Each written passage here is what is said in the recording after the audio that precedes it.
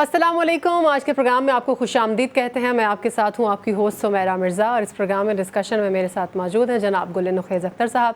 नुखैज़ साहब शुक्रिया आपका। अबू बकर साहब भी हमारे साथ मौजूद हैं। अहमद अबू बकर साहब आपका भी बहुत शुक्रिया।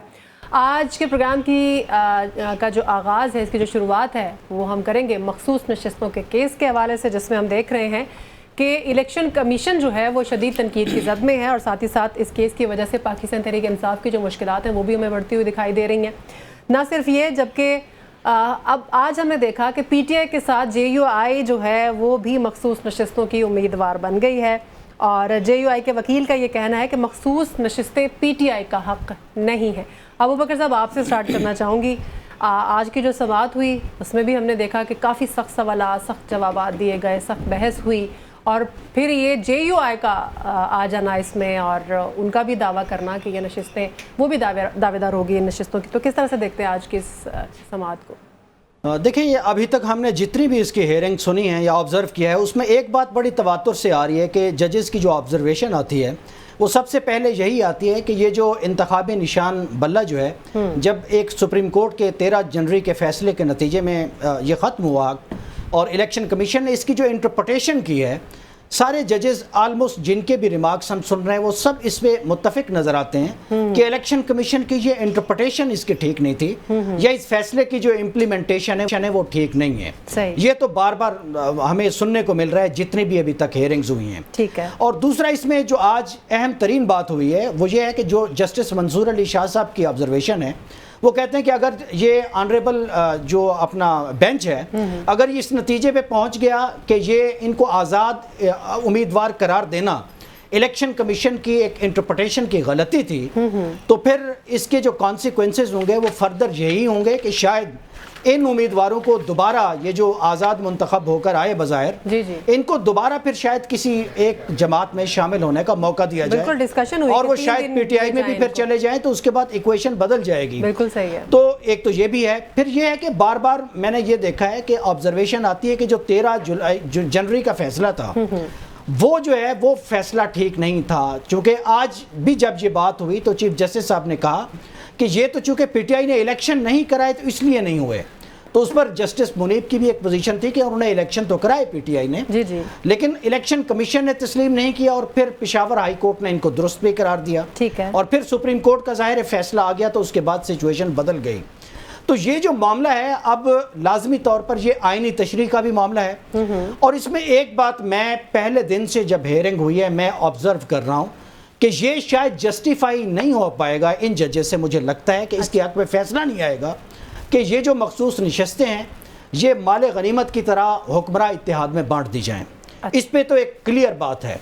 अब ये सुन्नी इत्तेहाद कौंसिल को जाएँ ना जाएँ, या ये मामला रिवर्स हो जाए और दोबारा फिर आज़ाद उम्मीदवार जो हैं बज़ाहिर जो मुंतखब होकर आए पीटीआई की हिमायत से, और उनके बारे में ये करार पाए कि ये पीटीआई के चूँकि टिकट होल्डर थे और उन्होंने अपना टिकट वहाँ पे पेश किया था, या जो भी बयान हल्फी होता है, जी, या जो फॉर्म 66 जिसे कहा जाता है, तो उसके बाद इलेक्शन कमीशन का ये इख्तियार नहीं है कि उन्हें आज़ाद करार दे। बिल्कुल सही। देखिए, निशान की बात एक और है, पार्टी एफिलिएशन का मामला और है। इसमें सलमान अकरम राजा भी ऑलरेडी गए थे एक लाहौर की अदालत में, तो मेरा ख्याल है तब भी उनके एक खिलाफ फैसला आया था, लेकिन तब एक ख़ास तरह का माहौल था इलेक्शन का, और कंट्रोल भी थे बहुत सारे मामला बड़ी बदकिस्मती से, तो तब ये फैसला नहीं आ सका था। तो मुझे लगता है कि सुप्रीम कोर्ट का ये जो मुअज़्ज़ज़ बेंच है, ये जो फुल कोर्ट है, मुझे लगता है शायद इस फैसले में कोई कोर्स करेक्शन हो जाए। अच्छा। लेकिन ये हुकूमत या हुकूमती इत्तेहाद को ये सीटें मुझे जाती हुई दिखाई नहीं दे रही। ठीक है नुखैज़ साहब, इस पर हम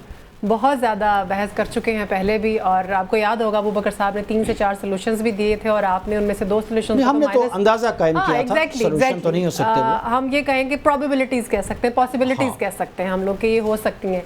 आपको याद होगा एक पॉसिबिलिटी पे आपने बड़ा क्रॉस लगाया था कि ये टाइम रिवर्स हो जाए, मौका दोबारा मिल जाए। आज वही बात डिस्कस हुई वहाँ पर कि इज़ दैट पॉसिबल कि 3 दिन इस जमात को मिल जाएं और ये किसी और पार्टी में शामिल हो जाएं। तो आपको लगता है ऐसा हो जाएगा? और जो अबू बकर साहब ने कहा कि उनको हुकूमत के पास जाती तो ये दिखाई नहीं दे रही, आज की हेयरिंग के बाद आपको भी ऐसा ही लगता है? सुमेरा, शुक्रिया। अबू बकर साहब ने जो कुछ कहा था मैं उस पर कायम हूँ, उसके जवाब में जो मैंने कहा था। जी जी बिल्कुल। ये जो आप कह रही हैं ना, आज वहाँ भी ये बात हुई, हजूर बात तो यहाँ भी हुई थी ना, अबू बकर साहब ने की थी। मैं ये कह रहा हूँ क्या ये होगा, तो ये नहीं होने वाला। बात तो आप बैठ के कर लें यहाँ पे जो मर्जी। आप कह दें कि परसों लाहौर में बारिश नहीं होगी, हो गई तो फिर जिसने कहा हुआ उसका फैसला। वो एक थी ना खातून, घर से भाग गई लड़की, तो उसके घर वालों ने कहा, कहने लगे हमारी बेटी बड़ी नेक थी। सुने तो सही ना, कहने लगे बड़ी माँ रोंदी पई सी, उसने कहा जी बड़ी नेक थी मेरी बच्ची। तो मोहल्ले वालियों ने कहा नेक कैसे हो गई, तो घर से भाग गई है, वो इज्जत को उसने आपकी इज्जत को खराब किया, तो ये वो नेक कैसे हो गई। कहने लगी नहीं बहुत नेक थी, रात से ही कह रही थी कि अम्मा सुबह हमारे घर से कोई एक बंदा कम हो जाना। ठीक है, तो वो इस तरह से ले लें उस चीज को। दूसरी बात ये मेरा, अगर तो ये फार्मूला रखें, ये भी जरा ये नया पॉइंट है। अच्छा नकीब साहब सॉरी आपको कट करेंगे, आप पिछले प्रोग्राम में भी आपने कहा था कि हम लतीफ़ खोसा साहब को ले लें, सारे मामला जो हैं वो क्लियर हो जाएंगे। जी बिल्कुल लेना। खोसा साहब हमारे साथ मौजूद हैं। खोसा साहब आपके वक्त का सर बहुत शुक्रिया। 2 सवाल आते हैं सर, बल्कि 2 सिचुएशंस है हमारे सामने। एक तो जो आज इलेक्शन कमीशन के हवाले से उसको तनकीद का सामना करना पड़ा इलेक्शन कमीशन को मखसूस नशिस्तों के हवाले से, उस पर भी मैं आपकी राय लेना चाहूँगी। और फिर मौलाना साहब जो हैं अब वो भी मैदान में आ गए हैं, वो भी उम्मीदवारों में हो गए हैं कि जी उनको मखसूस नशिस्तें मिलनी चाहिए, सुन्नी इत्तेहाद काउंसिल इसकी हकदार नहीं है। क्या कहना चाहेंगे, अब मजीद मुश्किलें बढ़ गई हैं? नहीं, मुश्किलें हमारी क्या बढ़ी हैं, मुश्किलें इस हुकूमत की बढ़ी हैं, मुश्किलें एस्टैब्लिशमेंट की बढ़ी हैं। हमारी क्या मुश्किलें बढ़नी है, हमारे ऊपर तो मैक्सिमम कर सकते थे वो कर चुके। हमें तो जो है पार्टी से सिंबल छीना, पार्टी को जो है तितर बितर किया, पार्टी के कायदीन को अंदर किया, पापा सलासिल किया, और यलगार दस्तूर है। हम तो आग के दरिया से पहले भी गुजर रहे थे, अब भी गुजर रहे हैं। हमें क्या मुश्किलात पड़नी है, मुश्किल तो कौम को पड़ी है, मुश्किल तो मुल्क को पड़ी है, मुश्किल तो आवाम को पड़ी है, जिन पर महंगाई का जो है एक सुनामी नाजिल कर दिया गया है। और जिस चीज हर एक चीज की कीमत जो है जिस तरह बढ़ी है बजट के बाद, अब सांस लेना लोगों के लिए मुश्किल होता है। हमारी मुश्किल क्या बढ़नी है। खोसा साहब, एक तो मैं ये कहना चाहूँगा, फवाद चौधरी साहब ने पिछले दिनों बयान में कहा कि खोसा साहब जो हैं वो रात 10 बजे के बाद उनसे बात नहीं हो सकती। तो मुझे तो ऐसी कोई बात नज़र नहीं आती। आपसे हमारी हमेशा 11 बजे बात होती है और बड़े शानदार अंदाज में होती है और बड़े मुदल्लल अंदाज में होती है। दूसरा सर सवाल ये है, फवाद चौधरी साहब ने आज कहा कि जी ये सोशल मीडिया पे आ रहा है जी 80 करोड़ रुपया जो है वो वकला को पीटीआई की फीसों की मद में दिया जा चुका है। सर ये जरा क्लियर कीजिएगा, जो लोग खान साहब का मुकदमा लड़ रहे हैं क्या वो वकील फीस भी लेते हैं इस चीज की?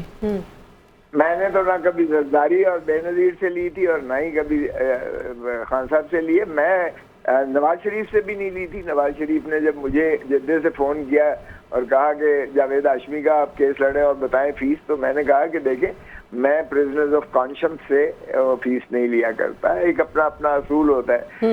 तो मैंने तो फीस नहीं लिया है। अगर जो फवाद चौधरी साहब या सारे इस वक्त वक्त बोलना शुरू कर दिया है जिन लोगों ने, और जिनको टेलीविजन का इतना टाइम मुयस्सर आ रहा है, वो एक जाहिर है फिर एक जानी पहचानी सी एक अंदाज है जिस पर हमेशा की जाती। नहीं सर, इंशाल्लाह आपको भी इंशाल्लाह अवेलेबल रहेगा टाइम सर। बाकी वकील फीस लेते रहे हैं आपके अलावा?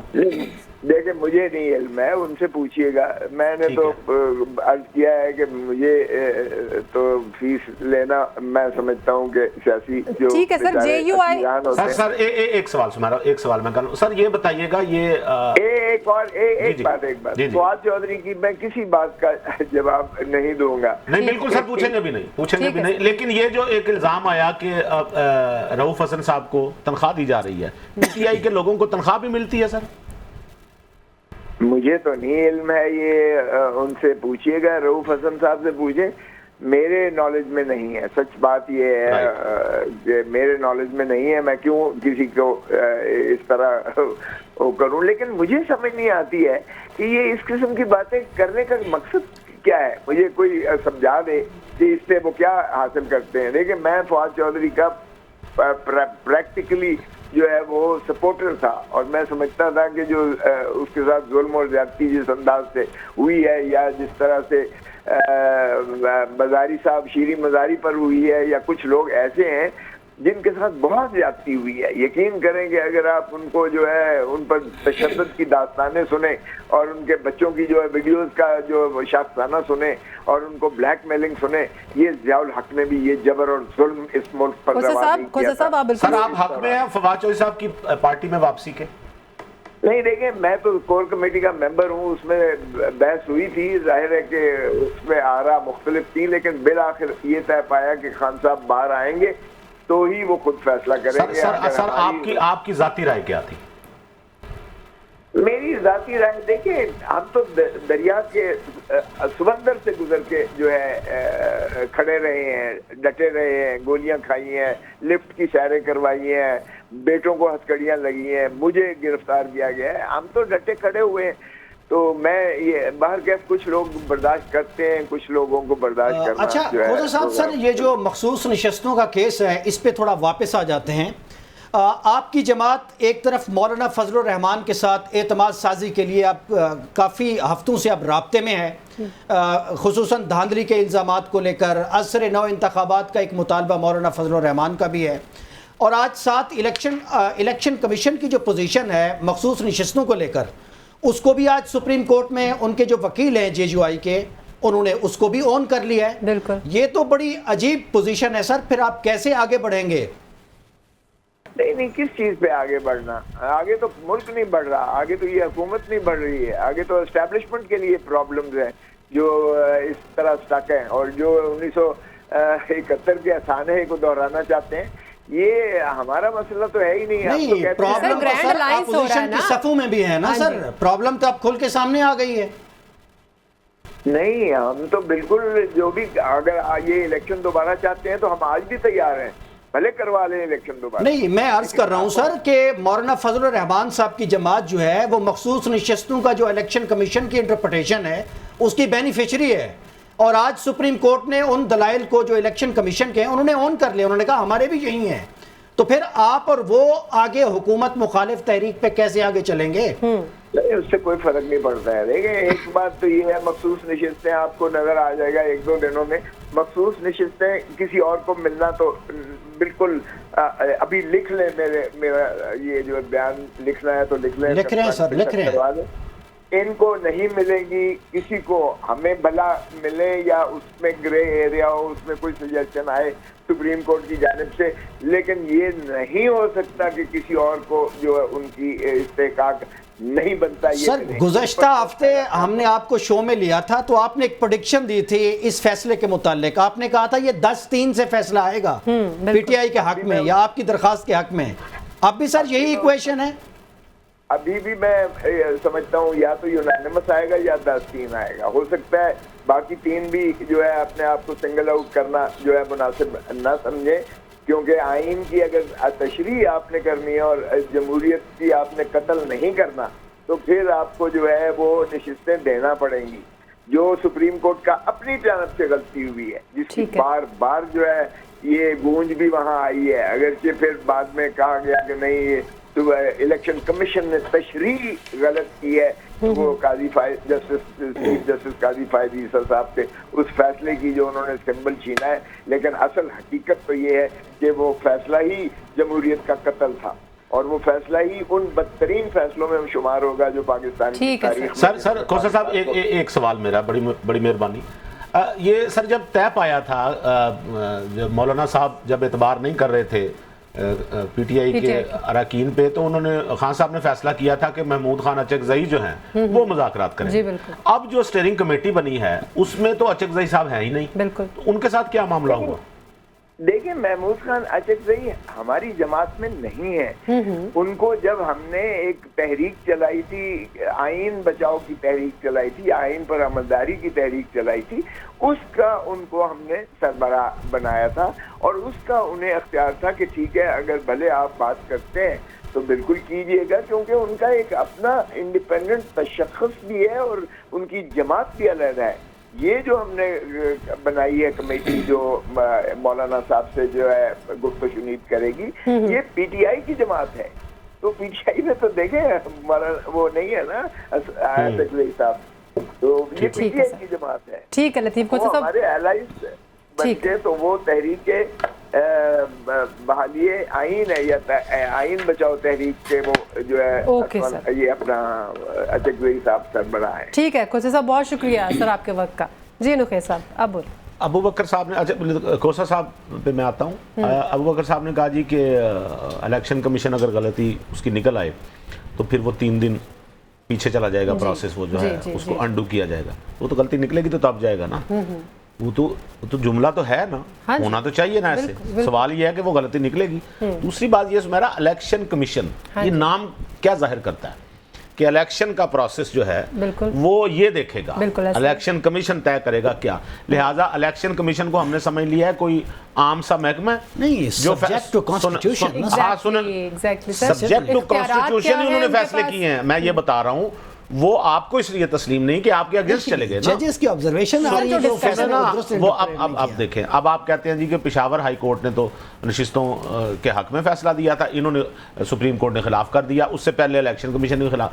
तो भैया इलेक्शन कमीशन ने सबसे पहले फैसला करना है ना, नशिस्तों पे नहीं। उन्होंने जो बल्ले का इंतखाब बल्ले का निशान देखें, इलेक्शन कमीशन उसके खिलाफ उन्होंने एक फैसला काम से मेरा ये गलत करते हैं अबू बकर साहब, ठीक है, बल्कि 5-6 करते होंगे, लेकिन इस वक्त जो मेरे मद्देनजर है वो ये एक काम है कि ये करते क्या है, ये चीजों का नाम बदल देते हैं।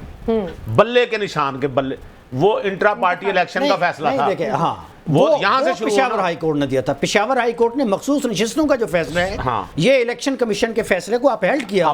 नहीं, मैं दो मुख्तलिफ सूरत, मैं बल्ले वाली बात कर रहा हूँ ना, जिसको आप बल्ले के निशान वाला फैसला कह रहे हैं, उसको पेशावर हाई कोर्ट ने उसे मुस्तरद कहा करें, वो जो इंट्रा पार्टी इलेक्शन का जो फैसला था, कह लें, यूं ऐसे लगता है जैसे सिर्फ एक निशान की खातिर वहां सारी गेम चलाई। अब जब वो निशान, मेरी बात सुनना मेरा एक हैरत अंगेज बात है बकर साहब, आपको बताऊं, चलें ये मान भी लिया कि जिस for the sake of argument मान लेते हैं ना कि जिस उम्मीदवार ने अपने फॉर्म में, जब उसने फॉर्म जमा कराए थे उसके लिए इलेक्शन के लिए उसमें उसने लिखा हो कि मेरा ताल्लुक उससे है, पीटीआई से है, पार्टी से, ठीक है। ऐसे आपको पता है कितने अरकान हैं? ये जो मैं ताज़ा तरीन आपको सूरत हाल बता रहा हूँ 35 के करीब हैं। अच्छा, जिन्होंने ये लिखा हुआ है कि हमारा ताल्लुक पीटीआई से है। मसला तो हल हो जाएगा। सुने ना, जब एक भी जीता हुआ उम्मीदवार जब उसमें चला जाएगा उस जमात में, तो मसला खत्म हो नहीं। अब मसला ये, आप ये कह रहे हैं कि बल्ले का निशान ना भी हो तो पार्टी तो खत्म नहीं हुई, एफिलिएशन तो है। यही केस सलमान अकरम राजा साहब का था। तो वो 35, अगर आप कहें कि जी जिन्होंने अपने फॉर्म पे लिखा हुआ होगा उनको शुमार कर लें, तो वो भी 35 बंदे बन रहे हैं। ठीक है, तो बात यह है कि आप, और ये कैसे आपने तय कर लिया कि सारे उनके थे पीटीआई के थे? उनमें तो नहीं, बेशुमार लोग हैं जो पीटीआई के नहीं है, लेकिन जीत के आए हैं। पीटीआई के तो नहीं है, लेकिन जीत अबू बकर एफिलिएशन पीटीआई के साथ। सर मेरी बात सुने, या तो आप कानून के मुताबिक इलेक्शन कमीशन की तरफ से, मैं गुजारिश करूं सुमेरा, कानून के मुताबिक ना, जब आप कानूनी और आईनी बात कर रहे होते हैं ना, उसमें फिर ये नहीं होता कि समझना तो चाहिए। आपने देखा होगा कोर्ट बाज़ औक़ात हम सबको उन चीजों का पता होता है, मीडिया पे सबके इल्म में है, लेकिन कोर्ट वकील से दोबारा पूछती है कि क्या इस तरह से है, तो उस पर क्या समझा जाए कि क्या कोर्ट को पता नहीं इस बात का।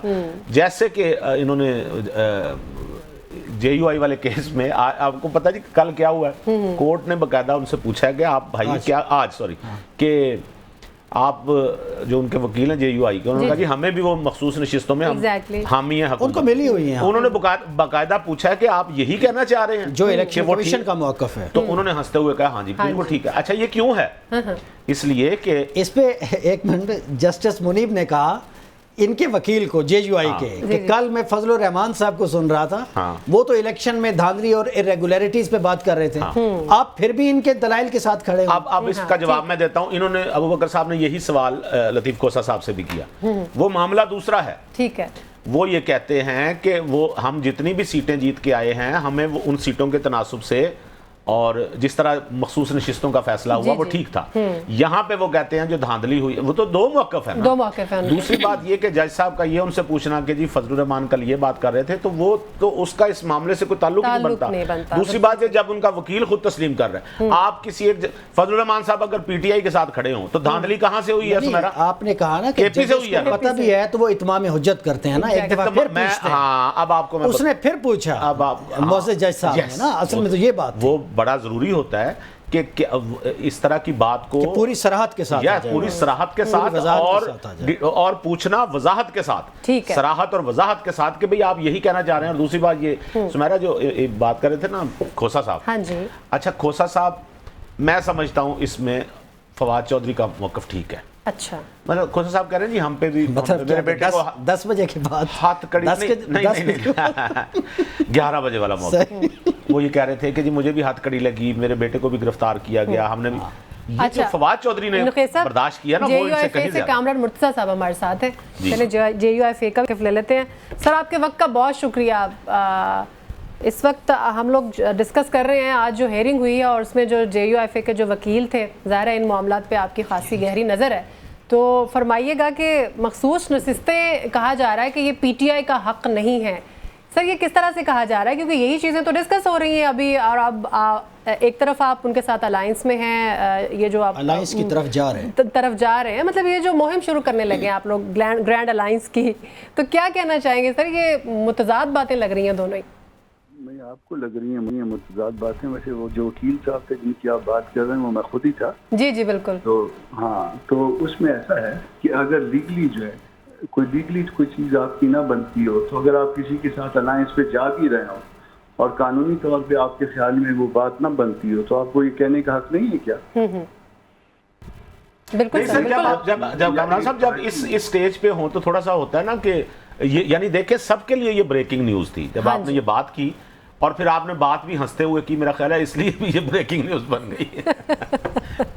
नहीं, वो उसमें शायद वो जो जिधर से सवाल किया था वो भी हंसते हुए कर रहे थे और जो जवाब था वो भी हंसते हुए थे, वो उसी तरह से, क्योंकि कोयटा से जज भी कोयटा से, तो मैं उनका मिजाज जानता हूँ, वो शायद मेरा मिजाज जानते हैं। सही, ठीक है सर। चलिए सर, इस मौजू पर तो हम देख रहे हैं कि ये जो आपका ग्रैंड अलायंस बनने जा रहा है, जो एक टीम भी आज तश्कील दे दी गई है आपकी तरफ से भी और PTI की तरफ से भी, उस पर तो आप एक पेज पर हमें नज़र आते हैं, लेकिन यहाँ पर हमने देखा कि थोड़ा सा तजाद आ गया। तो सर आगे बताइएगा, ये जो स्टीयरिंग कमेटी तश्कील देने का जो फैसला हुआ है, आगे अब आपका क्या लाहे अमल होगा, किस तरह से लेकर चलेंगे इसको आप? ये बिल्कुल तजाद नहीं है, ये लीगल और प्रिंसिपल जो ना स्टांस है, ये जो आज था और कानून के मुताबिक था। दो फोरम्स ने एटलीस्ट जो है स्टांस को जो है अपहेल्ड किया हुआ है। इलेक्शन कमीशन ऑफ पाकिस्तान ने, उसके 5 मेंबर्स ने, कॉन्स्टिट्यूशनल वो बॉडी है, और उसके बाद जो है ना वो हाई कोर्ट के 5 मेंबर बेंच ने, वो भी जो है ज़ाहिर एक बहुत बड़ा बेंच था, और वो उस वक्त जब ये कहा जा रहा था कि पेशावर हाई कोर्ट से हर फैसला जो है वो PTI के हक में आता है, उस वक्त भी जो है ये फैसला जो है वो हुआ था। ठीक है। तो एक लीगल स्टांस जो है वो उसमें मेरा ख्याल है कोई प्रॉब्लम नहीं होना चाहिए। आपने कमेटी की बात की, उनकी तरफ से कमेटी शायद फॉर्म हो गई है, मगर हमारी तरफ से मेरी इत्तला के मुताबिक अभी तक कोई कमेटी बनी। अच्छा सर, ये बताइएगा कि आपने पिछली दफ़ा जब गारंटर थे वो तो आपके साथ अचकजई साहब मुज़ाकरात कर रहे थे ना, इस बार कौन गारंटर है और कैसे यकीन आएगा आपकी पार्टी को कि कोई बात जो भी होगी वो सॉलिड होगी? बिल्कुल। किस चीज़ की गारंटी की बात कर रहे हैं सर? जब आपके खान साहब से PTI से मुज़ाकरात हो रहे थे ना पीछे, वो आइन बचाओ तहरीक वाले, तो अचकजई साहब उसमें डोमिनेटिंग पोजीशन में थे, तो वो दोनों तरफ की बात, दोनों तरफ के जो थे लोग, दोनों तरफ की पार्टियों का उन पे इत्मीनान था। अब जो स्टीयरिंग कमेटी PTI ने तश्कील दी है, इस पे आप लोगों का इत्मीनान है? देखिए, जब मुज़ाकरात हो रहे होते हैं तो उस तरफ से जो कमेटी बनती है, जो दूसरे एंड पे बनती है, उसके ऊपर हम इत्मीनान या बेइत्मीनानी जाहिर करने वाले कौन होते हैं? हाँ, ये हो सकता है कि जो हमारी तरफ से कमेटी बनेगी हमें उस पर इत्मीनान होना सही। अच्छा सर, ये बताइएगा कि लोग अपनी कमेटी में डालें तो ये फिर कैसे मुज़ाकरात होंगे? ठीक कह रहे हैं। अच्छा सर, ये बताइए, ये जो मखसूस नशिस्तों वाला केस है, आप सीनियर वकील हैं, ये बताइए कब तक फैसला देख रहे हैं और क्या देख रहे हैं? एक राय। मेरा ख्याल है कि कंक्लूड हो गया कि और क्या देख रहे हैं, ये गैब के इल्म का सवाल है। गैब का इल्म मुझे बिल्कुल नहीं पता। और सर एक तुक्का तो होता है ना जी? नहीं, मैं तुक्का नहीं लगाता, मैं वकीलों में तुक्का नहीं लगाता। अच्छा सर, एक सवाल और ले लें सर। आज आपकी जमात की जो मरकजी शूरा है सर, उनका एक एलामिया आया है, बहुत सिग्निफिकेंट है। उसमें अज़सर नौ इंतखाबात की बात की गई है, बिल्कुल, और उसमें स्टैब्लिशमेंट का जो रोल है उसको कर्टेल करने की बात की गई है, और साथ कहा गया है कि कोई ऐसा माहौल या कोई ऐसे गारंटर भी हो जो स्टैब्लिशमेंट और उसके मातहत इदारों को इंतखाबात में मुदाखलत से रोकने का कोई मैकेनिज्म हो। तो सर ये किससे आप ये बातचीत होगी? हुकूमत से राब्ते होंगे, کوئی تحریک چلائیں گے, کس طرح سے منوائیں گے یہ معاملہ؟ یہ تو بڑی امپورٹنٹ پوزیشن لے لیا آپ نے انتخابات کو لے کر. نہیں, یہ پہلے دن سے یہ پوزیشن ہے. ہم نے جب اس کو ریجیکٹ کیا تھا اس الیکشن کے نتائج کو, اس انتظام کو, تو ہم نے جو ہے یہ پہلے دن سے یہ اسٹینڈ لیا ہوا تھا. اس کو کنفرم کر دیا ہے ہماری مجلس شورا نے 2 روزہ اجلاس میں کل. اور بات صرف اتنی سی ہے کہ اسٹیبلشمنٹ جو ہے وہ اپنی حدود میں واپس جائے, وہ دستور کے جو دائرے ہیں اس کے اندر جائے, اور اس کی گارنٹی کرے گا کانسٹیٹیوشن. اور اگر کانسٹیٹیوشن کو وہ نہیں مانیں گے تو اس کا مطلب پھر یہ ہوگا کہ پھر جو اس کے سب آرڈینیٹ لاز ہیں وہ عام لوگ نہیں مانیں گے. تو یہ اگر یہ ایک سول نافرمانی کی طرف آپ لوگوں کو دھکیلیں گے. ٹھیک ہے سر. جب بڑے اور طاقتور ادارے اور لوگ جو ہے وہ بڑی چیزوں کو نہیں مانتے قانون سے متعلق, تو پھر چھوٹے اور عام لوگ جو ہے وہ پھر اس طرح سے جو ہے وہ بھی وائلیٹ کرتے ہیں. تو پھر آج وہ بڑی چیزیں وائلیٹ کر رہے ہیں, کل ہم جو ہے پھر اور وائلیٹ چیزیں کر دیں گے خدا نخواستہ. تو پھر اس طرح سے انارکی پھیلے گی. تو اس انارکی پھیلنے سے پہلے جو ہے ہم صرف جو ہے وہ قانون کے معاملات کو مضبوطی سے پکڑ لیں, ووٹ بھی ہم بھی. ٹھیک ہے سر, ٹھیک ہے. کامران مرتضیٰ صاحب بہت شکریہ سر آپ کے وقت کا. ناظرین یہاں پر ایک بریک لے کے بعد واپس آئیں گے تو کنٹینیو کریں گے.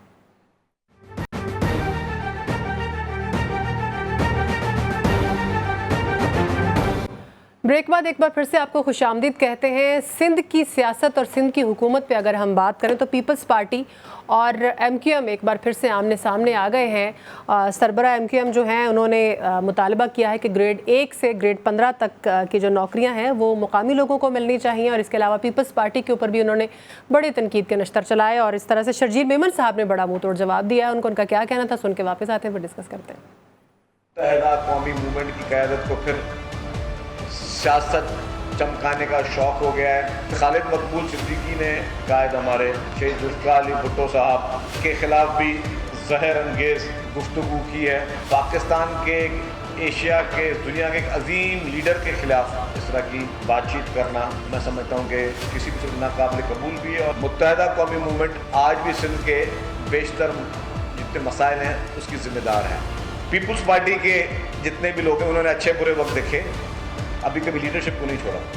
آج اپنے قائد کو لیڈر ماننے کے لیے تیار نہیں ہے خالد مقبول صدیقی اور ان کے باقی جو متحدہ کے لوگ ہیں. جو بھی انہوں نے شہید ذوالفقار علی بھٹو صاحب کے خلاف بات کی ہے اس پہ متحدہ قومی موومنٹ معافی مانگے, اپنے اس نفرت انگیز اور تعصب انگیز سیاست کا اور جھوٹ کی سیاست کا باب بند کریں. تم ٹیڑھی کی ٹیڑھی رہی, اور یہ اپنی وہ جو نفرت کی سیاست ہے اس کو انہوں نے خیر آباد نہیں کہا. اور شہید ذوالفقار علی بھٹو جن کے احسانات سب کے اوپر ہیں, اور ان کے لیے انہوں نے اس طرح کے الفاظ استعمال کیے. آپ کو یاد ہوگا جو بلدیہ میں زندہ لوگوں کو صرف بھتے کے لیے جلا دیا گیا تھا, اور وہ لوگ اب اس طرح کی جو حامل ہوں وہ پیپلز پارٹی کے لوگوں پر الزامات لگائیں. اسی طرح سے خالد مقبول صدیقی صاحب نے جن کا جواب دیا جا رہا تھا پیپلز پارٹی کی طرف سے, انہوں نے بھی بہت زیادہ تنقید کی ذوالفقار علی بھٹو صاحب پر, بہت زیادہ تنقید کی. پھر انہوں نے یہ کہا کہ جعلی ڈومیسائل کے ذریعے بھرتیاں کی گئیں, پھر کمیشن بنانے کا مطالبہ بھی ان کی طرف سے آیا. انہوں نے کیا تنقید کی, کیا الفاظ سے, سن کے واپس آتے ہیں. بھٹو صاحب نے شاید 22 دسمبر 1971 کو اقتدار سنبھالا تھا, اور 2 جنوری 1972 کو انہوں نے تمام اسکول, کالجز, تمام بینک سب کو نیشنلائزیشن کے نام پر فیوڈلائز کر لیا. قومیانے کے بجائے ہتھیا لیا گیا. 50-56 ہزار نوکریاں جو ذریعہ تقسیم تھا, جو پہچان اور شناخت اور تعصب اور نسل پرستی کی بنیاد پر دی جاتی.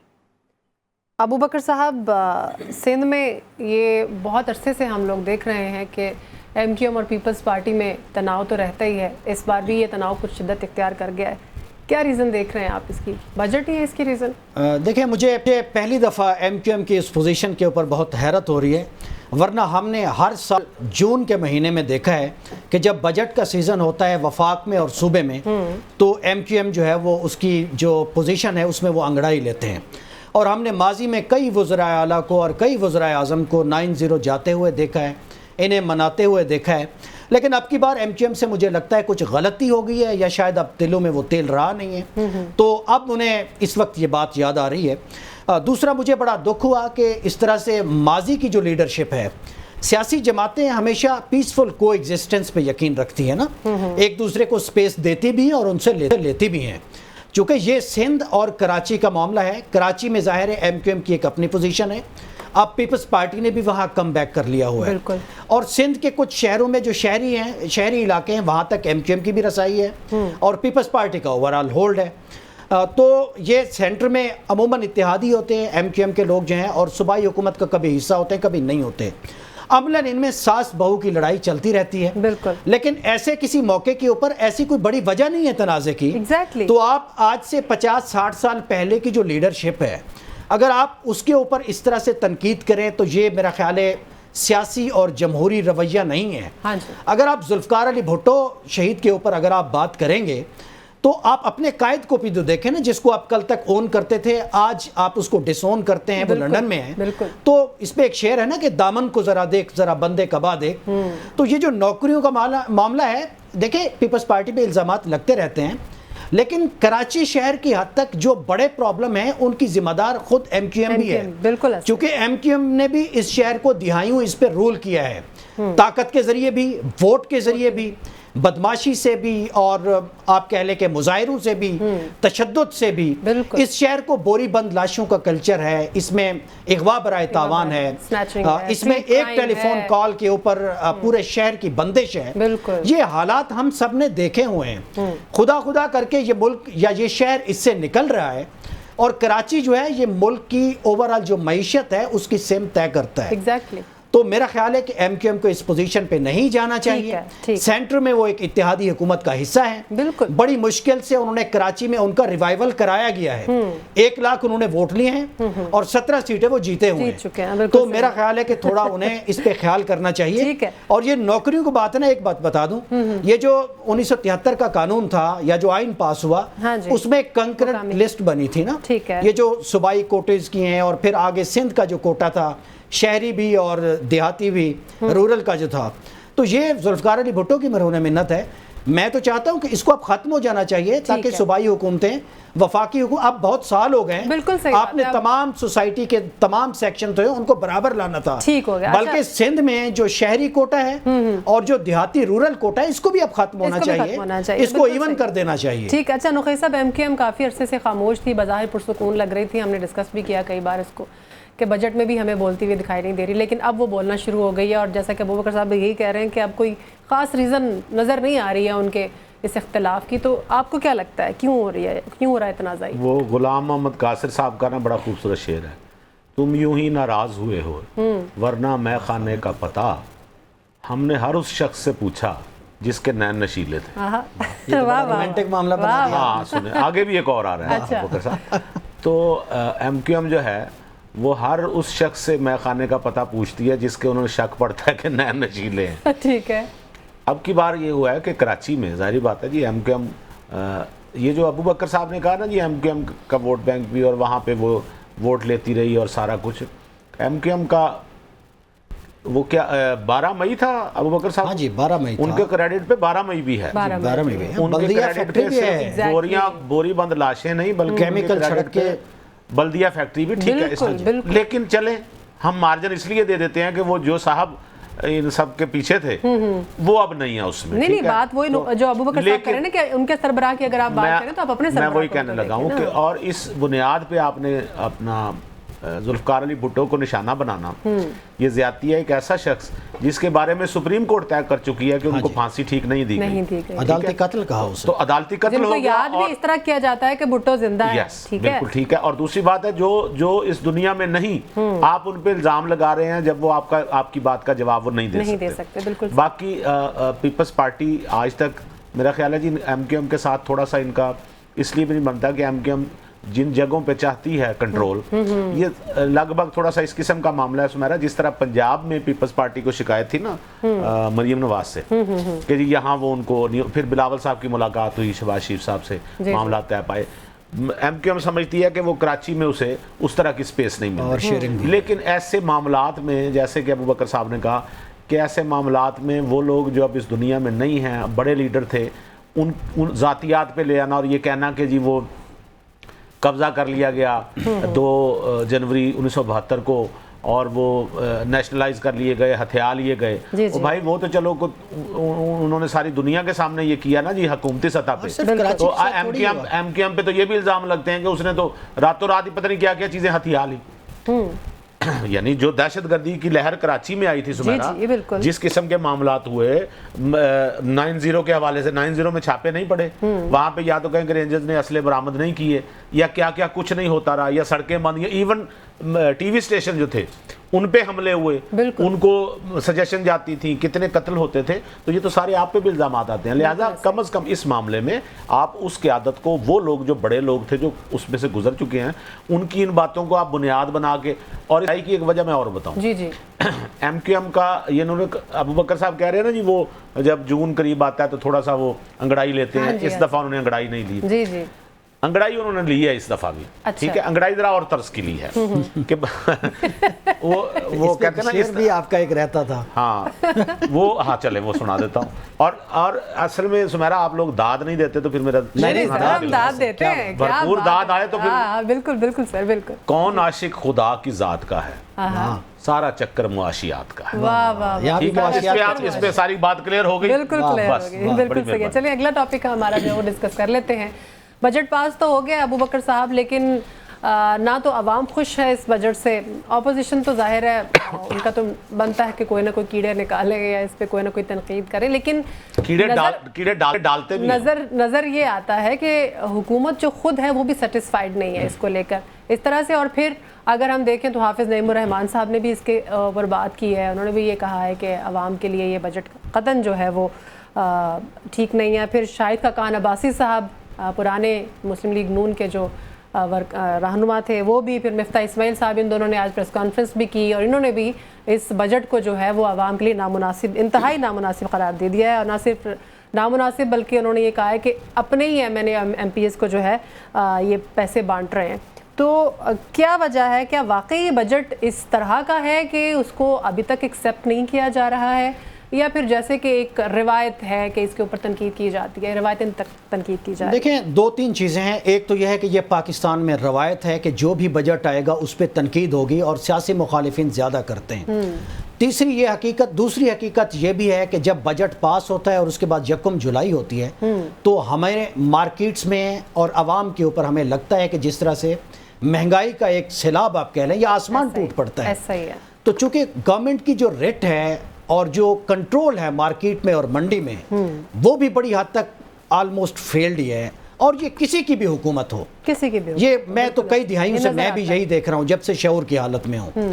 یہ ایک دوسری بات بھی بڑی کامن ہے. اور تیسری بات جو بڑی کامن ہے ہر بجٹ میں، حکومتیں جو ہیں وہ عموماً جو ٹیکس نیٹ میں لوگ آگے سے پہلے سے پھنسے ہوئے ہیں اس کے اوپر فردر بوجھ ڈالتے جاتے ہیں اور ساتھ یہ توجیہ بھی دیتے ہیں کہ ہمارے پاس اور کیا حل ہے. چونکہ پاکستان میں جو tax to G D P ratio ہوتا ہے وہ تقریباً 9% ہے. یہ تو کم از کم 13-14% ہونا چاہیے اگر آپ نے ملک کو چلانا ہے. ہر حکومت اس ٹیکس نیٹ کو بڑھانے میں ناکام رہتی ہے. ٹیکس بیس ہماری بڑھتی نہیں ہے. اور اس حکومت نے تو ٹیکس ایٹ سورس جو ہے، جیسے تنخواہوں کے اوپر ایک ظالمانہ ٹیکسیشن ہو گئی ہے. اس کے بعد آپ مجھے بتائیں کہ عام آدمی جو ملازمت پیشہ ہے وہ کیسے اپنی کلاس کو بہتر کرے. اپنے جو اس کی جو انرجی کے بلز ہیں یا جو اس کی ایجوکیشن کے بلز ہیں، چونکہ ریاست بہت حد تک نہیں، آلموسٹ اپنی ذمہ داریاں سروس ڈیلیوری کے معاملے میں دینے میں ناکام ہے. اچھی تعلیم، اچھی صحت، اچھا لا اینڈ آرڈر، اچھا اوورآل جو ایک سماجی اشاریہ ہیں وہ ہمارے ہاں نہیں ہیں. بالکل صحیح. آپ کا لا اینڈ آرڈر کی بھی پوزیشن یہی ہے. آپ جوڈیشری میں دیکھ لیں، آپ سستا اور فوری انصاف نہیں دے رہے عام آدمی کو. تو اس سارے معاملے میں تنخواہ یافتہ آدمی سارا کچھ اپنی یکم پر آنے والی تنخواہ جو ہے وہ انرجی کے بلوں میں دے دے، وہ آپ کے پیٹرول کے بل میں دے دے اور اپنے بچوں کی فیس میں دے دے. اس کے علاوہ تو لگتا ہے پاکستان کے شہری پیدا ہی نہیں ہوئے. بالکل صحیح. ہمارے اوپر صرف یہی ایک فرض عظیم ہے کہ ہم اس ریاست کے ٹیکس کا گلا بھرنے کے لیے سارا دن پورا ہفتہ اور پورا مہینہ کمائیں اور اس کے بعد حکومت کی اس نیشنل کٹی میں ڈال دیں. بالکل صحیح. تو یہ بھی تو ایک ظالمانہ رویہ ہے نا. بالکل ٹھیک ہے. دوسری طرف حکومت کی اپنی جو ایکسپینس ہے وہ ہمیں لگتا ہے کہ وہ ٹینجیبل سائز ہے اس کا, اس پر بھی وہ کم ہوتا نظر نہیں آیا. اس پر بھی ہم اب جو قومی اسمبلی کے ارکان ہیں ان کا جو سفری الاؤنس ہے وہ بڑھا دیا گیا ہے, ان کے پی آئی اے کے ٹکٹس بڑھا دیے گئے, اور عام آدمی جس نے یو اے ای یا سعودی عرب مزدوری کرنے جانا ہے بالکل اچھا اس پر اور ٹیکس لگا دیا. یہ تو obvious ایک ڈفرنس دیکھا جا رہا ہے نا کہ عوام کی مشکلات میں اضافہ کر دیا ہے, ان کے ریٹس بھی بڑھا دیے, بجلی بلز ہو گئے, گیس کے ریٹس ہو گئے. آج آپ نے دیکھا ملک بھر میں احتجاج کیا گیا, سارا بوجھ جو ہے وہ عوام پر لاد دیا گیا ہے, اور سارا جو ریلیف ہے وہ M N A M P As کو دے دیا گیا. 500 ارب روپے جو ہے وہ M N A M P As میں بانٹے جائیں گے اور ان کو ریلیف جو ہے وہ الگ سے دیا جائے گا. آپ کو نہیں لگتا کہ واقعی شاہد خاقان عباسی جو کہہ رہے ہیں کہ اپنے اخراجات پہلے کم کرنے چاہیے تھے حکومت کو, وہ کرنے چاہیے تھے؟ شاہد خاقان عباسی صاحب جو کہہ رہے ہیں ان کی گورنمنٹ میں جو بجٹ آیا تھا اس کو بھی ذرا دیکھ لیں اور اس پہ کیا باتیں ہوئی. شاہد خاقان عباسی صاحب جو کہہ رہے ہیں وہ تو مخالفت میں کہہ رہے ہیں. نہیں رخی صاحب بات ٹھیک نہیں ہے, میں بتاتا ہوں, میں اس پہ بات کرتا ہوں. دیکھیں پہلی بات تو یہ M N A M P As جو ہوتے ہیں نا ان کے بجٹ کم کرنے یا زیادہ کرنے سے کوئی بچت نہیں ہوتی. اچھا یہ معاملہ ہے ہی نہیں. کتنے ہوں گے M N A M P As, آپ اپنی نظر سے دیکھیں کتنے ہوں گے؟ کیا ان کی وجہ سے پاکستان چل رہا ہے ان کے بجٹ اوپر نیچے کرنے سے؟ بحثیت مجموعی سنیں ابو بکر صاحب, جیسچر تو ہوتا ہے نا, نہیں ہونا چاہیے. آپ ٹھیک کہہ رہے ہیں, آپ ٹھیک کہہ رہے ہیں, ہونا چاہیے. اور اس میں اور یہ جو M N A M P As ہیں یہ کوئی ایسے کوئی للو پنجو بھی نہیں ہے کہ جن کے پاس پیسے نہ ہو. بالکل یہ کھاتے پیتے لوگ ہیں, انہوں نے الیکشن میں قوم کی قیادت کے لیے انہوں نے اپنے آپ کو پیش کیا ہے, تو اپنی جیب بھی پیش کریں تھوڑی سی. انہیں خود کہنا چاہیے تھا کہ ہم تنخواہ نہیں لیتے بھائی, ہم الاؤنس نہیں لیتے, خود ایک جیسچر دینا چاہیے تھا. یہ ٹھیک کہہ رہے ہیں ابو بکر صاحب. دوسری بات جو ہے یہ ٹیکسز والے جو آپ نے بات کی نا سمیرا, ہر پاکستانی جو ہے وہ ٹیکس تو دے رہا ہے. بالکل ٹھیک ہے, ہم سنتے بھی ہیں ماچس پہ بھی ٹیکس ہے, پانی پہ بھی ٹیکس ہے, ہر جو چیز آپ. پرابلم یہ ہو رہا ہے کہ وہ فائلر نہیں ہے. ہاں جی اچھا وہ اس کے پرابلم میں سب سے بڑی بات یہ, آج مجھے بتائیں ابو بکر صاحب کیا فائلر ہونے کا آپ کو طریقہ پتہ ہے سمیرا؟ بہت مشکل ہے. ذاتی طور پر وہ ٹیکنیکل چیز ہے, اگر آپ انٹرنیٹ پہ بھی جائیں اور ایف بی آر کی ویب سائٹ پہ جائیں تو وہ ٹیکنیکل چیز ہے, پھنس جائیں گے اس میں. یہ کیا ہو رہا ہے, یہ میں اس دن ایک ویڈیو دیکھ رہا تھا جس میں کوئی صاحب بتا رہے تھے اور اس میں وہ بتا رہے تھے کہ یہاں پہ غلطی ہو جائے گی, پھر واپس آنا ہے, پھر دوبارہ غلطی ہوگی, پھر تیسری دفعہ. اچھا وہ جو بندہ ٹیکس دے رہا ہے آلریڈی کٹ رہا ہے اس کا, اس نے صرف اس میں فائلر کا مطلب ہے کہ اس نے اس میں رجسٹرڈ ہو جانا. رجسٹرڈ ہونا پرابلم پیدا کر رہا ہے. لوگوں نے یہ کاروبار شروع کر لیا کہ آئے جی ہم آپ کو فائلر بناتے ہیں.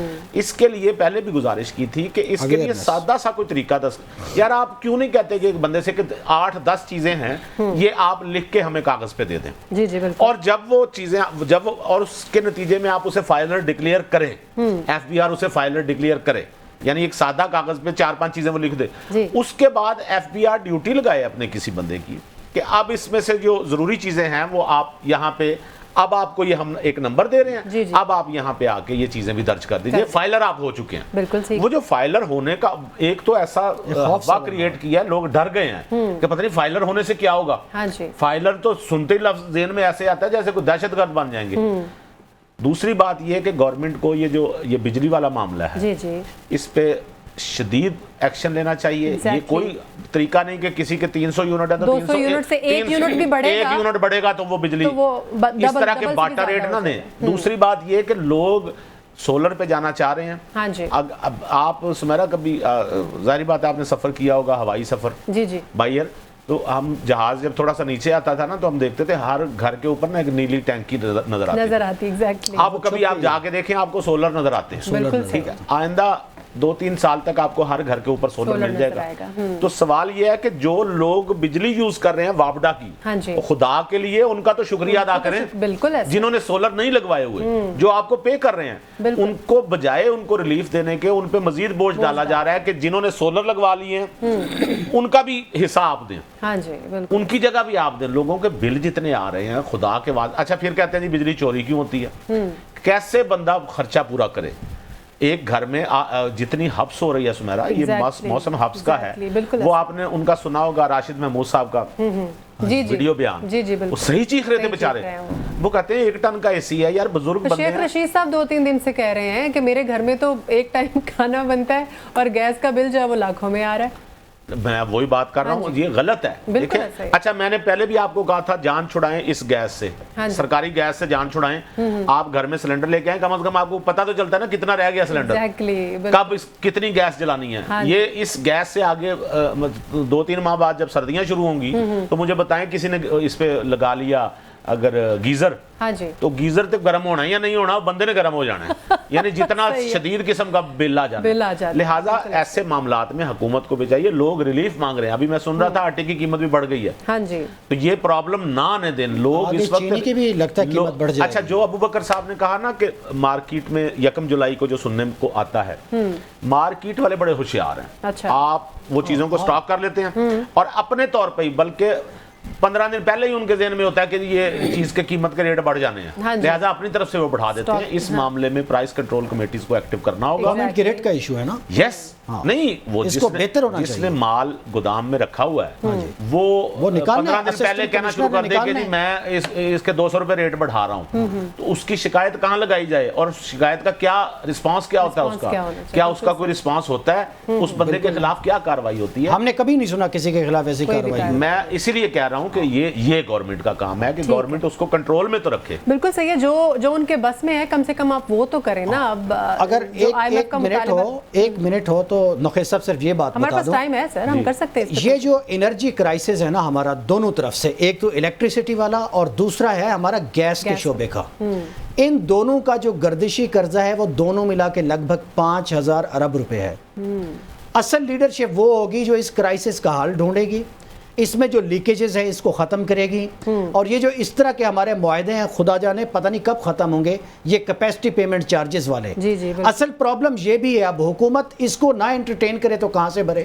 ابو بکر صاحب یہ بھی بڑے پرابلم ہے. میں یہ ساتھ ہمسایہ آپ کا انڈیا, ان کے پاس گیس ہے, دیکھیں یہی ایل پی جی سارا یوز. اس کے باوجود آپ کو میں انڈیا کے بارے میں ایک بات بتا دوں کہ دنیا میں جو بڑے رینیویبل انرجی کے جو پروڈیوسرز ہیں, خصوصاً یہ سولر انرجی کے, انڈیا 3 نمبر پہ ہے دنیا میں, اور ہم دنیا کی 5ویں بڑی آبادی ہیں, اور اتنا بڑا ملک بھی ہیں, شاید پتہ نہیں 6واں 7واں 8واں بڑا ملک ہیں.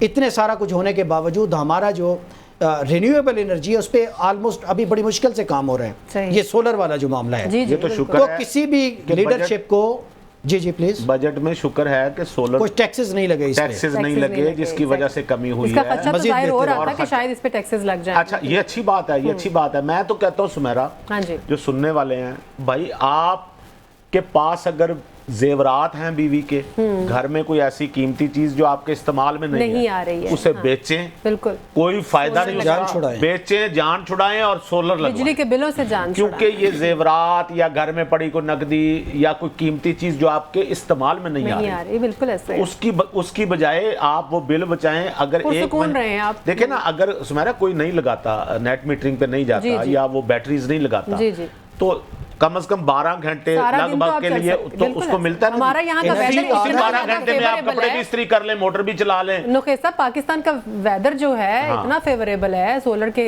حوالے سے کہ وہ پورا دن آپ جو ہے وہ سولر کی بجلی کو استعمال کر سکتے ہیں. اچھا میرا آخری سوال آپ دونوں سے یہ ہے نقی صاحب, پہلے تو یہ کہ جماعت اسلامی بھی اب 12 تاریخ کو جو ہے وہ اسلام آباد میں دھرنا دینے جا رہی ہے اس مہنگائی اور اس بجٹ کے خلاف, جو ٹیکسز لگے ہیں اس پر بھی, اور عوام جو ہے وہ بھی ہم دیکھ رہے ہیں کہ روزانہ کی بنیاد پر احتجاج کر رہے ہیں. تو حکومت یہ جو بھی آپ نے سجیشن دی, جو ہمارے یہاں پر ڈسکشن ہو رہی ہے, اس پہ کچھ سیریس سوچے گی؟ آپ کو لگتا ہے کہ کوئی سیریس ایکشن لیا جائے گا, یا ہر سال کی طرح لوگ احتجاج کر کے جو ہے وہ بیٹھ جائیں گے اور ان کے کان پہ جو سوچنا تو چاہیے, حکومت کو سوچنا چاہیے, اور لوگ جو ہیں وہ تنگ ہیں, لوگوں کی مشکلات کم کرنی چاہیے. باقی جماعت اسلامی کے دھرنے تو ہوتے رہتے ہیں. پریشر ڈیولپ ہو سکے گا؟ جماعت اسلامی پریشر نہیں ڈیولپ کر سکتی. اچھا ٹھیک ہے نا, اس کے لیے وہ پریشر پریکٹس کچھ اور ہوتی ہے. عوام پریشر ڈیولپ, عوام تو دیکھیں روز نکل رہے ہیں نا, عوام تو پریشر ڈیولپ کر رہے ہیں. اصل میں گورنمنٹ صرف اس انتظار میں ہے کہ یہ 2 مہینے اور گزر جائیں تاکہ موسم اچھا ہو جائے.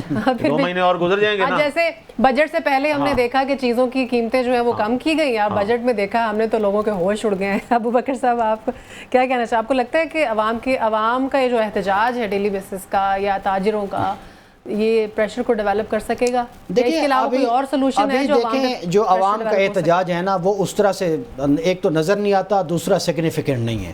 تو عام آدمی کا جو احتجاج ہوتا ہے اس کو چینلائز کرتی ہیں پولیٹیکل پارٹیز. جو ملک کی بڑی سیاسی جماعت ہے وہ آلموسٹ اپنی قیادت کے کرائسس کا شکار ہے.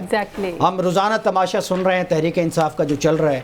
دوسری بڑی پولیٹیکل فورس جو لوگوں کو موبلائز کر سکتی ہیں وہ ہے مذہبی جماعتیں. مولانا فضل الرحمان صاحب وہ تو پر تولے ہوئے ہیں لیکن ابھی تک سیاسی معاملات جو ہیں ان کے پیش نظر ہیں. جو ہے وہ اس طرح کا پریشر ڈیولپ کر سکتی ہے. دوسری بڑی جو مذہبی جماعت ہے وہ جماعت اسلامی ہے, اس کے پاس اسٹریٹ بار تو ہے لیکن پچھلے کچھ عرصے سے ہم دیکھ رہے ہیں, پچھلے 10 12 15 سالوں سے جماعت اسلامی کی بھی عوامی جو موومنٹ ہوتی ہے, تحریک ہوتی ہے, اس میں ویسا دم خم نہیں ہوتا.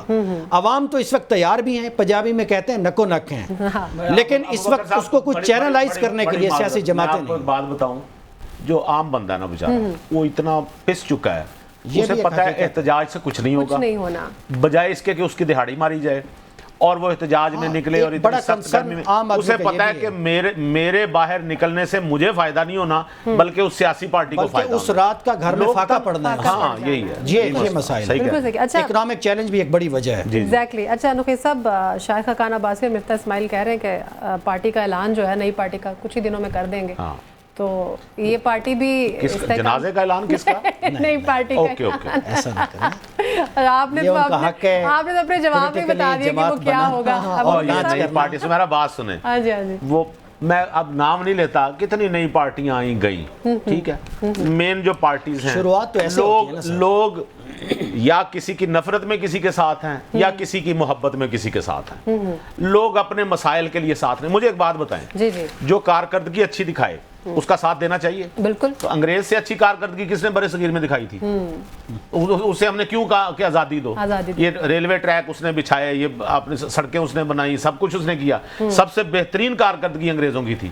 لیکن ہم نے کہا نہیں, چھوڑیں آپ جائیں. تو لہذا کارکردگی وغیرہ یہ ساری سائیڈ پہ رہ جاتی ہیں, لوگوں کی آپس کا کلٹ ہے. جی برے صغیر سب کانٹیننٹ میں جب انگریز آئے تھے دنیا کے جی ڈی پی میں 25% کی کنٹریبیوشن تھی سب کانٹیننٹ کی.